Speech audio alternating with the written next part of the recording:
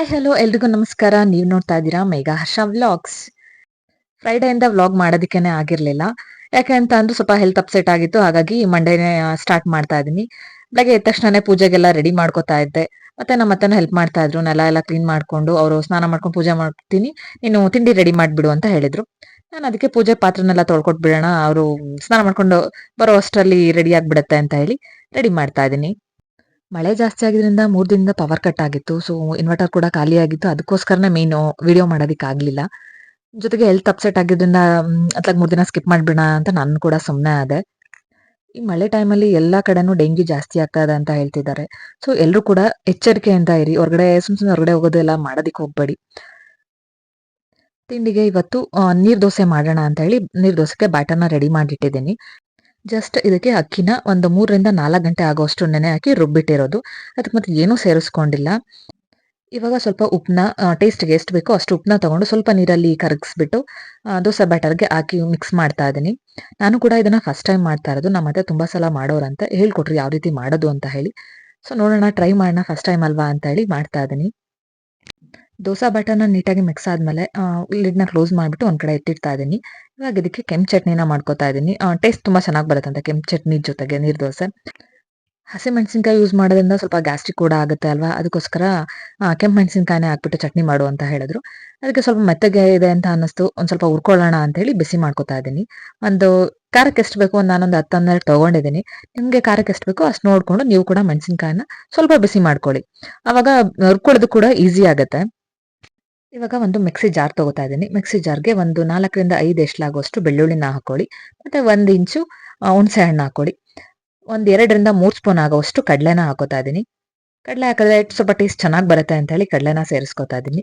ಮತ್ತೆ ಹುರಿದಿಟ್ಕೊಂಡಿರುವಂತ ಕೆಂಪು ಮೆಣಸಿನಕಾಯಿನ ಪೂರ್ತಿಯಾಗಿ ಹಾಕೋತಾ ಇದೀನಿ. ಇದಷ್ಟು ಖಾರ ಇಲ್ಲ ಅಂತ ಅನ್ಸ್ತು. ಅದಕ್ಕೆ ಜಾಸ್ತಿನೇ ತಗೊಂಡಿದ್ದೀನಿ ನಾನು. ಇದ್ರ ಜೊತೆಗೆ ಒಂದ್ ಸ್ವಲ್ಪ ಕೊತ್ತಂಬರಿ ಸೊಪ್ಪನ್ನ ಹಾಕೋತಾ ಇದೀನಿ.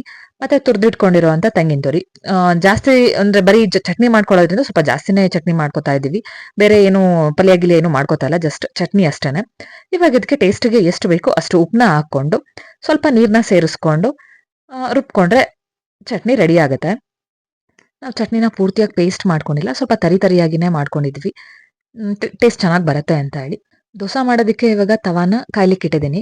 ತವಾ ಕಾಯ್ದಿದ್ದಾದ್ಮೇಲೆ 1 ಸ್ಪೂನ್ ಆಗುವಷ್ಟು ಎಣ್ಣೆನ ತವಾ ಮೇಲೆ ಹಾಕೋತಾ ಇದ್ದೀನಿ. ಮತ್ತೆ ಈರುಳ್ಳಿಗೆ ಒಂದು ಫೋರ್ಕ್‌ನ ಚುಚ್ಬಿಟ್ಟು ಪೂರ್ತಿಯಾಗಿ ಉಜ್ತಾ ಇದ್ದೀನಿ ತವೆ ಮೇಲೆ. ನೀವು ಚಪಾತಿ ಎಲ್ಲ ಒಂದೇ ಇದ್ರಲ್ಲಿ ಮಾಡ್ತೀನಿ ಅಂತಂದ್ರೆ ಈ ತರ ಮಾಡ್ಕೊಂಡ್ರೆ ಚೆನ್ನಾಗಿ ಬರುತ್ತೆ.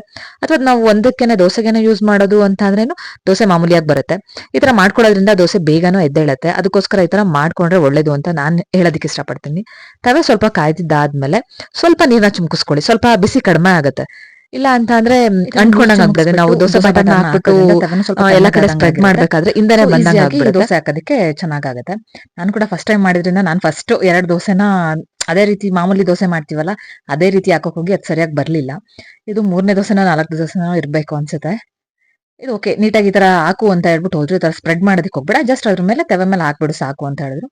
ಹಾಕ್ಬಿಟ್ಟು ಇವಾಗ ಎಣ್ಣೆನ ಹಾಕ್ತಾ ಇದೀನಿ. 2 ಸೈಡ್ ಕೂಡ ನೀಟಾಗಿ ಬೇಯಿಸ್ಕೊಳ್ಳಿ. ಕ್ರಿಸ್ಪಿಯಾಗಿ ಬರಲ್ಲ ಈ ದೋಸೆ. ಏನೋ ಮಾಮೂಲಿ ಗೊತ್ತಿರುತ್ತೆ ಅಲ್ವಾ ಎಲ್ರಿಗೂನು ಯಾವ ರೀತಿ ನೀರ್ ದೋಸೆ ಯಾವ ರೀತಿ ಬರುತ್ತೆ ಅಂತ ಹೇಳಿ. ಫುಲ್ ವೈಟ್ ಆಗಿ ಕ್ರಿಸ್ಪಿಯಾಗಂತೂ ಬರಲ್ಲ. ಮೆತ್ತಗೆನೇ ಇರುತ್ತೆ. ಬಟ್ ಟೇಸ್ಟ್ ಮಾತ್ರ ತುಂಬಾನೇ ಚೆನ್ನಾಗಿ ಬಂದಿತ್ತು. ಚಟ್ನಿಗೂನು ಈ ನೀರ್ ದೋಸೆಗೂನು ಕಾಂಬಿನೇಷನ್ ಅಂತೂ ತುಂಬಾನೇ ಚೆನ್ನಾಗಾಗಿತ್ತು. ನಾನ್ ನೋಡಿರೋ ಮಟ್ಟಿಗೆ ವಿಡಿಯೋಸ್ ಅಲ್ಲೆಲ್ಲ ಯೂಟ್ಯೂಬ್ ವಿಡಿಯೋಸ್ ಅಲ್ಲಿ ನೀರ್ ದೋಸೆನ ನಾನ್ ವೆಜ್ ಜೊತೆ ಕಾಂಬಿನೇಷನ್ ಮಾಡ್ಕೊಂಡಿರ್ತಾರೆ. ಬಟ್ ನಾವು ವೆಜ್, ನಾನ್ ವೆಜ್ ತಿನ್ನಲ್ಲ. ಹಾಗಾಗಿ ಚಟ್ನಿನ ಮಾಡ್ಕೊಂಡಿದ್ವಿ. ಇವರು ನನ್ನ ಸಪ್ಲೈಯರು. ನಾನು ಏನೇ ತಿಂಡಿ ಮಾಡ್ಲಿ, ಅಡ್ಗೆ ಮಾಡ್ಲಿ ಇವರೇನೆ ಎಲ್ರಿಗೂ ಸಪ್ಲೈ ಮಾಡ್ತಾರೆ. ಅವ್ನಿಗೆ ಕೊಡ್ಲಿಲ್ಲ ಅಂತ ಅಂದ್ರೆ ನನ್ನ ಮಗ ಅಂತ ಫುಲ್ ಅಳೋದಿಕ್ಕೆನೆ ಸ್ಟಾರ್ಟ್ ಮಾಡ್ತಾನೆ, ನಾನೇ ಎಲ್ರಿಗೂ ಕೊಡ್ಬೇಕು ಅಂತ. ತಿಂಡಿ ಸಪ್ಲೈ ಆದ್ಮೇಲೆ ಈಗ ನಮ್ಮ ಅತ್ತೆ ಪೂಜೆ ಮಾಡ್ತಾ ಇದಾರೆ. ಅಲ್ಲೂ ನಾನು ಹೋಗ್ಬೇಕು, ನಾನು ಪೂಜೆ ಮಾಡ್ಬೇಕು ಅಂತ ಹೇಳಿ ಪ್ರಸಾದಕ್ಕೆ ಅಂತ ಇಟ್ಟಿದ್ದ ಬಾಳೆಹಣ್ಣ ತಗೊಬಂದು ಅವ್ನು ಹೊರಗಡೆ ನಿಂತ್ಕೊಂಡು ಪೂಜೆ ಮಾಡ್ತಾ ಇದ್ದಾನೆ. ಇವಾಗ ಬೈದಿದ್ಮೇಲೆ ತಗೊಂಡೋಗಿ ಕೊಡ್ತಿದ್ದಾನೆ ನಮ್ಮ ಅತ್ತೆಗೆ. ಉದ್ಬತ್ತಿ ಎಲ್ಲ ಅವ್ನ ಕೈಗೆ ಕೊಡ್ಬೇಕು, ಅವನೇ ಪೂಜೆ ಮಾಡ್ಬೇಕು. ಅಷ್ಟು ಖುಷಿ ಅವನಿಗೆ ಪೂಜೆ ಮಾಡೋದು ಅಂತ ಅಂದ್ರೆ. ನಮ್ಮ ಮನೇಲಿ ನನಗೆ ದೊಡ್ಡ ಕೆಲಸ ಅಂದ್ರೇನೆ ನನ್ನ ಮಗನಿಗೆ ಊಟ ಮಾಡಿಸೋದು, ತಿಂಡಿ ತಿನ್ಸೋದು. ಏನಿಲ್ಲ ಅಂತ ಅಂದ್ರೂ ಒಂದು ಅರ್ಧ ದಿನ ಇದ್ರಲ್ಲೇ ವೇಸ್ಟ್ ಆಗೋಗುತ್ತೆ ಅಂತ ಅನ್ಸುತ್ತೆ. ಅಷ್ಟು ಹಿಂಸೆ ಕೊಡ್ತಾನೆ. ಈಗಿನ ಮಕ್ಕಳು ಸ್ವಲ್ಪ ಫೋನ್ ಎಲ್ಲ ನೋಡ್ಕೊಂಡು ಊಟನಾದ್ರೂ ಮಾಡ್ತಾರೆ. ಇವನು ಅದನ್ನೂ ಮಾಡಲ್ಲ. ಫೋನ್ ಕೊಟ್ರು ನೋಡಲ್ಲ, ಏನ್ ಇದ್ ಮಾಡಿದ್ರು ನೋಡಲ್ಲ. ಒಂದೇ ಅವನ್ಗೆ ಏನಾದ್ರೂ ಹೇಳಿ ಎದುರಿಸಿ ಆಮೇಲೆ ಏನಿದ್ರು ಊಟ ಮಾಡಿಸ್ಬೇಕಷ್ಟೇನೆ. ಊಟ ತಿಂಡಿ ಮಾಡ್ಲಿಕ್ಕೆ ಎಷ್ಟು ಹಿಂಸೆ ಕೊಡ್ತಾನೆ, ಅಷ್ಟು ಕೂಡ ಸ್ನಾನ ಮಾಡ್ಸೋದಕ್ಕೂ ಹಿಂಸೆ ಕೊಡ್ತಾನೆ. ಅಯ್ಯೋ! ಅವನನ್ನ ಕರ್ಕೊಬಂದು ಸ್ನಾನ ಮಾಡ್ಸೋದ್ರೊಳಗಡೆ ಯಾಕಪ್ಪ ಇವನಿಗೆ ಸ್ನಾನ ಮಾಡಿಸ್ಬೇಕು ಅಂತ ಅನಿಸ್ಬಿಡುತ್ತೆ. ಅಷ್ಟು ರೋದನೆ ಕೊಡ್ತಾನೆ. ಅಳೋದು ಜೋರಾಗಿ ಇಡೀ ಊರಿಗೆ ಕೇಳಿಸ್ಬೇಕು. ಅಷ್ಟು ಜೋರಾಗಿ ಅಳೋದಿಕ್ ಸ್ಟಾರ್ಟ್ ಮಾಡ್ಬಿಡ್ತಾನೆ. ಅವನು ಎದ್ದಾಗ ಎಷ್ಟು ಸೌಂಡ್ ಆಗಿರುತ್ತೆ ನಮ್ಮ ಮನೆ, ಅವ್ನು ಮಲಗಿದಾಗ ಅಷ್ಟೇ ಸೈಲೆಂಟ್ ಆಗಿರುತ್ತೆ. ಮಲಗಿದಾಗ ಅಯ್ಯೋ ಮಲಗ್ಬಿಟ್ನಲ್ಲ ಅನ್ನೋ ಬೇಜಾರು ಕೂಡ ಆಗ್ತಾ ಇರುತ್ತೆ. ಮತ್ತೆ ಇದ್ರ ಜೊತೆಗೆ ಇವತ್ತು ಮಧ್ಯಾಹ್ನ ನನಗೆ ಒಂದು ಸ್ಕ್ಯಾಮ್ ಕಾಲ್ ಬಂದಿತ್ತು. ಅದ್ರ ಬಗ್ಗೆ ಹೇಳ್ತಾ ಇದ್ದೀನಿ. ಈ ತರ ಎಲ್ರಿಗೂನು ಸ್ಕ್ಯಾಮ್ ಕಾಲ್ ಬರ್ತಾ ಇದೆ. ಅಕೌಂಟ್ ನಂಬರ್‌ಗೆ ದುಡ್ಡು ಹಾಕಿದೀವಿ 2,000, 3,000 ಈ ತರ ಮೆಸೇಜ್‌ನ ಕಳಿಸ್ತಾರೆ. ಮತ್ತೆ ರಿಟರ್ನ್ ನಮ್ಗೆ ಹಾಕಿ ಅಂತಾನೂ ಕೇಳ್ತಾರೆ. ಇದ್ರ ಬಗ್ಗೆ ಸ್ವಲ್ಪ ಎಲ್ರೂ ಹುಷಾರಾಗಿರಿ. ಹೇಳಿದ ತಕ್ಷಣ ಹಾಕೋದಿಕ್ ಹೋಗ್ಬಿಡಿ. ಒಂದ್ಸಲ ಕನ್ಫರ್ಮೇಷನ್ ಮಾಡ್ಕೊಂಡು ಆಮೇಲೆ ಏನಿದ್ರುನು ಹಾಕೋದಿಕ್ ಟ್ರೈ ಮಾಡಿ ಅಷ್ಟೇನೆ. ಇವತ್ತು ಸಂಜೆ ಸ್ನಾಕ್ಸ್‌ಗೆ ಅಂತ ಹೇಳಿ ಗೋಬಿನ ರೆಡಿ ಮಾಡ್ತಾ ಇದ್ದೀನಿ. ಹೂಕೋಸನ್ನ ತಗೊಬಂದು ಚಿಕ್ಕ ಚಿಕ್ಕ ಪೀಸಸ್‌ನಾಗಿ ಮಾಡ್ಕೊಂಡು ಸ್ವಲ್ಪ ಅರಿಶಿಣ ಹಾಕಿ, ಉಪ್ಪು, ಅರಿಶಿಣದ ಜೊತೆಗೆ ಬೇಯಿಸಿಟ್ಕೊತಾ ಇದ್ದೆ. ಅದಕ್ಕೆ ಬ್ಯಾಟರ್‌ನ ರೆಡಿ ಮಾಡ್ತಾ ಇದ್ದೀನಿ. ಒಂದು 3 ರಿಂದ 4 ಸ್ಪೂನ್ ಆಗುವಷ್ಟು ಮೈದಾ ಹಿಟ್ಟು, ಒಂದು 2 ಸ್ಪೂನ್ ಕಾರ್ನ್ ಫ್ಲೋರ್ ಹಾಕೋತಾ ಇದ್ದೀನಿ. ಇದಕ್ಕೆ ಟೇಸ್ಟ್‌ಗೆ ಎಷ್ಟು ಬೇಕೋ ಅಷ್ಟು ನೋಡ್ಕೊಂಡು ಉಪ್ಪು, ಸ್ವಲ್ಪ ಖಾರದ ಪುಡಿನ ಹಾಕೊಂಡು ಒಂದ್ಸಲ ಮಿಕ್ಸ್ ಮಾಡ್ಕೊತಾ ಇದ್ದೀನಿ. ನಂತರ ಇದನ್ನ ಸ್ವಲ್ಪನೇ ನೀರು ಹಾಕೊಂಡು ಕಲಿಸ್ತಾ ಬನ್ನಿ. ಬಜ್ಜಿ ಹಿಟ್ಟನ್ನ ಅದಕ್ಕೆ ಕಲಸ್ಕೊಂಡ್ರೆ ಸಾಕು. ಯಾಕೆ ಅಂತ ಅಂದ್ರೆ ಗೋಬಿಗೆ ಇದೆಲ್ಲ ಮ್ಯಾರಿನೇಟ್ ಆಗ್ಬೇಕಲ್ವಾ ನೀಟಾಗಿ. ನಾನ್ ಸ್ವಲ್ಪ ತೆಳ್ಳಗೆನೆ ಮಾಡ್ಕೊಬಿಟ್ಟೆ. ಇದೇ ಸರಿಯಾಗುತ್ತೆ ಅಂತ ಹೇಳಿ ಬೇಯಿಸಿಟ್ಕೊಂಡಿರುವಂತ ಗೋಬಿ ಪೀಸಸ್‌ನ ಇದಕ್ಕೆ ಹಾಕಿ ಒಂದ್ಸಲ ಮಿಕ್ಸ್ ಮಾಡ್ತಾ ಇದ್ದೀನಿ. ಬಟ್ ಅದು ತೆಳ್ಳಗೆನೆ ಆಗ್ಬಿಡ್ತು. ಮತ್ತೆ ಒಂದು 2 ಸ್ಪೂನ್ ಆಗುವಷ್ಟು ಕಾರ್ನ್ ಫ್ಲೋರ್‌ನ ಹಾಕೊಂಡೆ. ಕಾರ್ನ್ ಫ್ಲೋರ್ ಅಥವಾ ಮೈದಾ ಹಿಟ್ಟು ಯಾವ್ದನ್ನ ಬೇಕಾದ್ರೂ ಹಾಕೊಂಡು ನೀವು ಮಿಕ್ಸ್ ಮಾಡ್ಕೋಬಹುದು. ನೀಟಾಗಿ ಮ್ಯಾರಿನೇಟ್ ಮಾಡ್ಬಿಟ್ಟು ಒಂದು 10 ರಿಂದ 15 ನಿಮಿಷ ಅಂತ ಬಿಟ್ಬಿಡಿ. ಅದು ಚೆನ್ನಾಗಿ ಉಪ್ಪು ಖಾರ ಎಲ್ಲ ನೀಟಾಗಿ ಗೋಬಿಗೆ ಹಿಡಿದ್ ಬಿಡುತ್ತೆ. ಆ, ಹಾಕಿದ ತಕ್ಷಣ ಮಿಕ್ಸ್ ಮಾಡಿದ ತಕ್ಷಣನೇ ಎಣ್ಣೆಲಿ ಕರಿಯೋದಕ್ಕೆ ಹೋಗ್ಬೇಡಿ. ನಾವೆಷ್ಟೊತ್ತು ಮ್ಯಾರಿನೇಟ್ ಆಗೋದಕ್ಕೆ ಬಿಡ್ತೀವಿ ಅಷ್ಟು ಕೂಡ ಗೋಬಿ ಟೇಸ್ಟ್ ತುಂಬಾನೇ ಚೆನ್ನಾಗಿ ಬರುತ್ತೆ. ಇವಾಗ ಒಂದು ಬಾಣಲೆಗೆ ಎಣ್ಣೆ ಕಾಯ್ಲಿಕ್ಕೆ ಇಟ್ಟಿದ್ದೀನಿ. ಎಣ್ಣೆ ಚೆನ್ನಾಗಿ ಕಾಯ್ದಿದ್ದಾದ್ಮೇಲೆ ಮೀಡಿಯಂ ಫ್ಲೇಮಲ್ಲಿ ಇಟ್ಕೊಂಡು ಒಂದೊಂದೇ ಪೀಸಸ್‌ನ ತಗೊಂಡು ಹಾಕ್ತಾ ಇದ್ದೀನಿ. ಅಂಟ್ಕೊಳ್ಳೋ ಥರ ಹಾಕ್ಬಿಡಿ. ಸ್ವಲ್ಪ ದೂರ ದೂರನೇ ಹಾಕಿ ಬಿಟ್ಟಿಯಾಗಿ ಬರಲಿ. ಹತ್ತತ್ರ ಹಾಕ್ಬಿಟ್ರೆ ಮೈದಾ ಹಿಟ್ಟು ಹಾಕಿರೋದ್ರಿಂದ ಅಂಟ್ಕೊಳ್ಬಿಡುತ್ತೆ. ಹಾಗಾಗಿ ಸ್ವಲ್ಪ ದೂರ ದೂರನೇ ಹಾಕ್ತಾ ಬನ್ನಿ. ನೀಟಾಗಿ ಕ್ರಿಸ್ಪಿ ಆಗೋವರೆಗೂ ಚೆನ್ನಾಗಿ ಬೇಯಿಸ್ಕೊಳ್ಳಿ. ಇದು ಸ್ವಲ್ಪ ಮೆತ್ತಗೆನೇ ಆಗ್ಬಿಡುತ್ತೆ. ಪೂರ್ತಿ ಕ್ರಿಸ್ಪಿ ಅಂತೂ ಆಗೋದಿಲ್ಲ. ಯಾಕೆ ಅಂತ ಅಂದ್ರೆ ಹೂಕೋಸು ಸ್ವಲ್ಪ ಮೆತ್ತಗೆ ಇರುತ್ತೆ. ಹಾಗಾಗಿ ಎಲೆಕೋಸಲ್ಲಿ ಮಾಡಿದ್ರೆ ತುಂಬಾನೇ ಕ್ರಿಸ್ಪಿ ಆಗಿ ಬರುತ್ತೆ. ಸದ್ಯಕ್ಕೆ ಎಲೆಕೋಸಿಲ್ಲ. ಎಲೆಕೋಸು ಸಿಕ್ಕಿದ್ರೆ ಅದನ್ನು ಮಾಡಿ ತೋರಿಸ್ತೀನಿ. ಎಲೆಕೋಸನ್ನ ನನ್ನ ಹಸ್ಬೆಂಡ್ ತಂದಿದ್ರು. ನಾನು ಅದರಲ್ಲಿ ಪಲ್ಯ ಮಾಡ್ಬಿಟ್ಟೆ. ಅವರು ಗೋಬಿ ಮಾಡೋದಕ್ಕೆ ಅಂತ ಹೇಳಿ ತಂದಿದ್ರಂತೆ. ಬಟ್ ನಾನು ಅದು ಪಲ್ಯ ಚೆನ್ನಾಗಿರುತ್ತೆ ಅಂತ ಹೇಳಿ ಪಲ್ಯ ಚಪಾತಿನ ಮಾಡ್ಬಿಟ್ಟಿದ್ದೆ. ಹಾಗಾಗಿ ಇವಾಗ ಸಂಜೆಗೆ ಏನಾದ್ರು ತಿನ್ಬೇಕು ಅಂತ ಹೇಳ್ತಾ ಇದ್ರು. ತುಂಬಾ ದಿನ ಆಗಿದೆ ಏನು ಮನೇಲಿ ಮಾಡೇ ಇರ್ಲಿಲ್ಲ ಸಂಜೆ ಸ್ನಾಕ್ಸ್ ಅಂತ ಹೇಳಿ. ಹಾಗಾಗಿ ಗೋಬಿ ಮಾಡೋಣ ಅಂತ ಹೇಳಿ ಹೂಕೋಸಿತ್ತು. ಹೂಕೋಸಲ್ಲೇ ಮಾಡ್ಕೊಡ್ತೀನಿ ಅಂತ ಹೇಳಿ ಮಾಡ್ತಾ ಇದ್ದೀನಿ. ಅವ್ರು ಇದ್ರಲ್ಲಿ ತಿನ್ನೋದಕ್ಕೆ ಇಷ್ಟಪಡಲ್ಲ. ಹುಳ ಇರುತ್ತೆ ಹಾಗೆ ಹೀಗೆ ಅನ್ಕೊಂಡು ತಿನ್ನೋದಕ್ಕೆ ಸ್ವಲ್ಪ ಇದ್ ಮಾಡ್ತಾರೆ. ನಾವೇನ್ ಡೈಲಿ ಗೋಬಿ ತಿನ್ನಲ್ಲ ಅಲ್ವಾ, ಅಪರೂಪಕ್ಕಲ್ವಾ ಮಾಡೋದು ಅಂತ ಹೇಳಿದ್ಮೇಲೆ ಬಟ್ ಟೇಸ್ಟ್ ಕೂಡ ಚೆನ್ನಾಗಿ ಬಂದಿರೋದಕ್ಕೇನೆ ಸುಮ್ಮನೆ ತಿಂದ್ರು. ಏನು ಮಾತಾಡ್ಲಿಲ್ಲ. ಚೆನ್ನಾಗಿದೆ ಅನ್ಕೊಂಡೇನೆ ತಿಂದ್ರು. ಮನೇಲಿ ಈ ತರ ಏನಾದ್ರು ಸ್ಪೆಷಲ್ ಮಾಡಿದಾಗ ಚೆನ್ನಾಗಿದೆ ಅಂತ ಹೇಳಿದ್ರೆ ನಮ್ಗೂನು ಖುಷಿ ಆಗುತ್ತೆ. ಅಟ್‌ಲೀಸ್ಟ್ ಚೆನ್ನಾಗಿಲ್ಲ ಅಂತ ಅಂದ್ರೆ ಚೆನ್ನಾಗಿದೆ ಅಂತ ಹೇಳ್ಬೇಕು ಅಂತ ಏನ್ ಹೇಳಲ್ಲ. But okay. ಆಮ್, ಈ ತರ ಚೇಂಜ್ ಆಗಿದೆ, ಈ ತರ ಜಾಸ್ತಿ ಏನೋ ಉಪ್ಪು ಖಾರ ಏನೇ ಇದ್ರುನು ಈ ತರ ಇದೆ ಅಂತ ಹೇಳಿದ್ರೆ ನಮ್ಗೂನು ನೆಕ್ಸ್ಟ್ ಟೈಮ್ ಕರೆಕ್ಷನ್ ಮಾಡ್ಕೊಳ್ಳೋದಕ್ಕೆ ಸರಿಯಾಗುತ್ತೆ ಅಲ್ವಾ. ನಮ್ಮನೇಲಿ ಚೆನ್ನಾಗಿಲ್ಲ ಅಂತಂದ್ರೆ ಇದೇ ತರ ಆಗಿದೆ, ಇದೇ ಜಾಸ್ತಿ ಆಗಿದೆ, ಇದೇ ಕಡಿಮೆ ಆಗಿದೆ ಅಂತ ನೀಟಾಗಿ ಹೇಳ್ತಾರೆ. ಚೆನ್ನಾಗಿದ್ರೆ ಬಾಯಿ ಮುಚ್ಕೊಂತಿದ್ದಾರೆ. ಒಂದಿನ ಅಂತೂ ಚೆನ್ನಾಗಿದೆ ಅಂತೂ ಹೇಳೋದಕ್ಕಂತೂ ಹೋಗಲ್ಲ. ಸುಮ್ಮನೆ ತಿಂದಿರ್ತಾರೆ. ಏನೋ ಮಾತಾಡದೆ ತಿಂತಿದ್ದಾರೆ ಅಂತ ಅಂದ್ರೆ ನಾನೇ ಅರ್ಥ ಮಾಡ್ಕೋಬೇಕು. ಚೆನ್ನಾಗಿದೆ ಅದಕ್ಕೇನೆ ಸುಮ್ಮನೆ ತಿಂತಿದ್ದಾರೆ ಅಂತ ಹೇಳಿ. ಅಲ್ಲಿಗೆ ಗೊತ್ತಾಗ್ಬಿಡುತ್ತೆ ನನ್ಗೂನು. ಚೆನ್ನಾಗಿ ಮಾಡಿದ್ದೀನಿ ಅಂತ ಹೇಳಿ.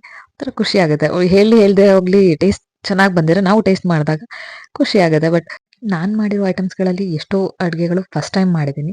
ಫಸ್ಟ್ ಟೈಮ್ ಮಾಡಿದ್ರುನು ಕೂಡ ಟೇಸ್ಟ್ ಚೆನ್ನಾಗೇನೆ ಬಂದಿದೆ. ಯಾವುದೇ ಲಾಸ್ ಆಗಿಲ್ಲ. ನಾನ್ ಜಾಸ್ತಿ ಅಡ್ಗೆ ತಿಂಡಿ ಮಾಡೋದು ನೋಡ್ಕೊಂಡ್ ಮಾಡೋದು ಅಂತ ಅಂದ್ರೆ ಯೂಟ್ಯೂಬಲ್ಲೇನೆ. ಥ್ಯಾಂಕ್ಸ್ ಹೇಳ್ಬೇಕು ಯೂಟ್ಯೂಬ್‌ಗೆ. ಇವಾಗ ಕ್ರಿಸ್ಪಿಯಾಗಿ ಕರ್ದಿರುವಂಥ ಗೋಬಿ ಅಂತೂ ರೆಡಿ ಆಯ್ತು. ಇವಾಗ ಇದನ್ನ ಗೋಬಿ ಮಂಚೂರಿನ ಮಾಡೋಣ. ಇವಾಗ ಅದೇ ಬಾಂಡ್ಲಿಗೆ ಒಂದು 2 ರಿಂದ 3 ಸ್ಪೂನ್ ಆಗುವಷ್ಟು ಎಣ್ಣೆನ ತಗೋತಾ ಇದ್ದೀನಿ. ಜಾಸ್ತಿ ಎಣ್ಣೆ ಬೇಡ ಅಂತೇಳಿ ಸ್ವಲ್ಪನೇ ಎಣ್ಣೆ ತಗೊಂಡೆ.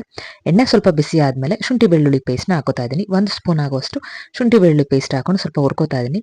ಅದು ಸ್ವಲ್ಪ ಕ್ರಿಸ್ಪಿ ಆಗೋವರೆಗೂ ಚೆನ್ನಾಗಿ ಹುರ್ಕೊಳ್ಳಿ. ಆಮೇಲೆ ಅದಕ್ಕೆ ಚಿಕ್ಕ ಚಿಕ್ಕದಾಗಿ ಹೆಚ್ಚಿಟ್ಕೊಂಡಿರುವಂಥ ಈರುಳ್ಳಿನ ಹಾಕೊಂಡು ಫ್ರೈ ಮಾಡ್ಕೊಳ್ಳಿ. ಈರುಳ್ಳಿನ ಒಗ್ಗರಣೆಯಲ್ಲಿ ಪೂರ್ತಿಯಾಗಿ ಫ್ರೈ ಮಾಡ್ಕೊಳ್ಳೋದಕ್ಕೆ ಹೋಗ್ಬೇಡಿ. ಅರ್ಧ ಬಂದ್ರೆ ಸಾಕು. ಇದ್ರ ಜೊತೆಗೆ ಚಿಕ್ಕ ಚಿಕ್ಕದಾಗಿ ಹೆಚ್ಚಿಟ್ಕೊಂಡಿರುವಂಥ ಕ್ಯಾಪ್ಸಿಕಮ್‌ನ ಕೂಡ ಇದಕ್ಕೆ ಸೇರಿಸ್ಕೊತಾ ಇದ್ದೀನಿ.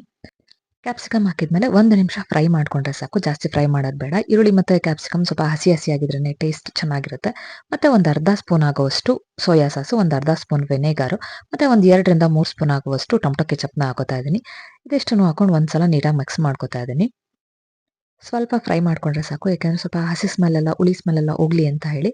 ಮತ್ತೆ ಇದಕ್ಕೆ ಟೇಸ್ಟ್‌ಗೆ ಎಷ್ಟು ಬೇಕೋ ಅಷ್ಟು ನೋಡ್ಕೊಂಡು ಉಪ್ಪು ಮತ್ತೆ ಅಚ್ಚ ಖಾರದ ಪುಡಿನ ಹಾಕೋತಾ ಇದ್ದೀನಿ. ನೀವು ಬೇಕು ಅಂತ ಅಂದ್ರೆ ವೈಟ್ ಪೆಪ್ಪರ್ ಪೌಡರ್ ಮತ್ತೆ ಬ್ಲಾಕ್ ಪೆಪ್ಪರ್ ಪೌಡರ್ ಯಾವ್ದನ್ನ ಬೇಕಾದ್ರೂ ಯೂಸ್ ಮಾಡ್ಬೋದು. ಗೋಬಿನ ನಾನು ಸ್ವಲ್ಪ ಗ್ರೇವಿ ತರಾನೇ ಮಾಡ್ತಾ ಇರೋದ್ರಿಂದ 1 ಸ್ಪೂನ್ ಆಗುವಷ್ಟು ಕಾರ್ನ್ ಫ್ಲೋರ್‌ಗೆ ನೀರನ್ನ ಹಾಕೊಂಡು ಇವಾಗ ಈ ಒಗ್ಗರಣೆಗೆ ಹಾಕ್ತಾ ಇದ್ದೀನಿ. ಇವಾಗ ಸ್ವಲ್ಪ ಗ್ರೇವಿ ತರ ಬರುತ್ತೆ. ನೀವು ಗ್ರೇವಿ ಬೇಡ ನಮಗೆ ನಾರ್ಮಲ್ ಆಗೇ ಇರ್ಲಿ ಅಂತ ಅಂದ್ರೆ ಕಾರ್ನ್ ಫ್ಲೋರ್‌ನ ಹಾಕೋದಿಕ್ಕೆ ಹೋಗ್ಬೇಡಿ. ಜಸ್ಟ್ ಗೋಬಿನ ಹಾಕ್ಬಿಟ್ಟು ಮಿಕ್ಸ್ ಮಾಡಿದ್ರೆ ಗೋಬಿ ಮಂಚೂರಿ ರೆಡಿ ಆಗ್ಬಿಡುತ್ತೆ. ಗ್ರೇವಿ ತರ ಬೇಕು ಅಂತ ಅಂದ್ರೆ ಮಾತ್ರ ಕಾರ್ನ್ ಫ್ಲೋರ್‌ನ ಹಾಕೊಳ್ಳಿ. ಇವಾಗ ಫೈನಲ್ ಆಗಿ ಕೊತ್ತಂಬರಿ ಸೊಪ್ಪನ್ನ ಹಾಕ್ತಾ ಇದ್ದೀನಿ. ಇದನ್ನ ಹಾಕ್ಬಿಟ್ಟು ಮಿಕ್ಸ್ ಮಾಡಿದ್ರೆ ಗೋಬಿ ರೆಡಿ ಆಯ್ತು. ನೀವು ಮತ್ತೆ ಬೇಕು ಅಂತ ಅನ್ಸಿದ್ರೆ ಹಸಿ ಈರುಳ್ಳಿನ ಕೂಡ ಸೇರಿಸ್ಕೋಬಹುದು. ಇಲ್ಲ ಹಾಗೆ ಕೂಡ ತಿನ್ಬಹುದು. ಈ ವಿಡಿಯೋನ ಇಲ್ಲಿಗೆ ಎಂಡ್ ಮಾಡ್ತಾ ಇದ್ದೀನಿ. ಮತ್ತೆ ಮುಂದಿನ ವಿಡಿಯೋದಲ್ಲಿ ಸಿಗೋಣ. ಅಲ್ಲಿವರೆಗೂ ಎಲ್ಲರೂ ನನ್ನ ಮಿಸ್ ಮಾಡ್ತಾ ಇರಿ. ನಮ್ಮ ಚಾನಲ್ಗೆ ಸಬ್ಸ್ಕ್ರೈಬ್ ಆಗೋದನ್ನ ಮಾತ್ರ ಮರಿಬೇಡಿ. ಪ್ಲೀಸ್ ಯಾರೆಲ್ಲ ನಮ್ಮ ಚಾನಲ್ನ ಫಸ್ಟ್ ಟೈಮ್ ನೋಡ್ತಾ ಇದ್ದೀರಾ ಸಬ್ಸ್ಕ್ರೈಬ್ ಮಾಡಿಕೊಂಡು ವಿಡಿಯೋಸ್ನ ನೋಡಿ. ನಮ್ಮ ವಿಡಿಯೋಸ್ಗೆ ಲೈಕ್ ಮಾಡಿ, ಶೇರ್ ಮಾಡಿ, ಕಮೆಂಟ್ ಮಾಡಿ. ಹೀಗೆ ನಮ್ಮ ಚಾನಲ್ಗೆ ಸಪೋರ್ಟ್ ಮಾಡ್ತಾ ಇರಿ. Thanks for watching.